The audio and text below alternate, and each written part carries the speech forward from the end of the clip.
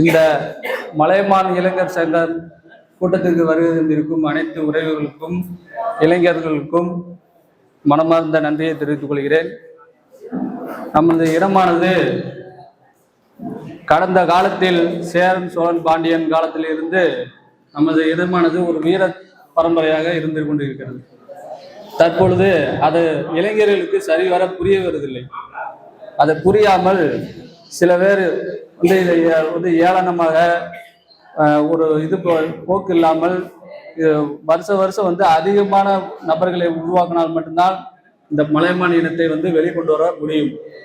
அப்பொழுதுதான் நமது சங்கத்தை சிறப்பாக செயல்பட்டு நம்ம இளைஞர்களுக்கு நம்ம மலையமான் சங்கத்துக்கு மலையமான் உறவுகளுக்கும் ஒரு நல்ல ஒரு திட்டங்களையும் ஒரு நல்ல செயல்களையும் அரசாங்கத்திலிருந்து பெற முடியும்.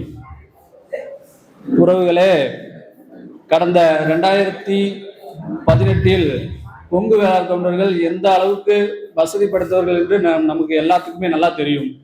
அவர்கள் பல்லடத்தில் பெரிய ஒரு போராட்டத்தை நடத்தி பிசியிலிருந்து எம்பிசியாக ஒரு சலுகைக்காண்டி எம்பிசியாக வலுவா போராட்டம் நடத்தி பெற்றுக்கொண்டார்கள்.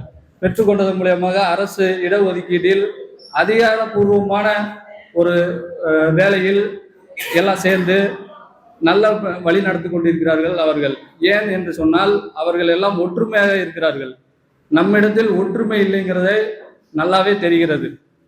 இந்த விழா வருஷம் வந்து நல்லா எடுத்து நல்லா பயன்படுத்தி இந்த சங்கத்தை வந்து நல்லா நம்ம வந்து ஊக்கப்படுத்தினா மட்டும்தான் வருங்காலத்தில் வந்து இளைஞர்களுக்கு நம்ம மலைமான்களுக்கு நல்ல ஒரு முன்னேற்றம் கிடைக்கும் என்று நல்லா தெரிகிறது. அதற்காக நாம் என்ன செய்ய வேண்டும்? இப்போ வந்திருக்க நபர்கள் எல்லாம் அனைவரும் ஊருக்கு நம்ம வந்து போய் எடுத்து நம்ம இங்கே நடக்கிறது வந்து வெளியில் நம்ம ஊர்களுக்கு தெரியாது.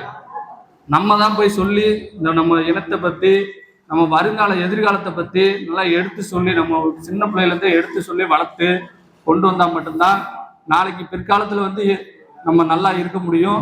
நல்ல திட்டங்களை நம்ம அரசாங்கத்திலேருந்து பெற முடியும்.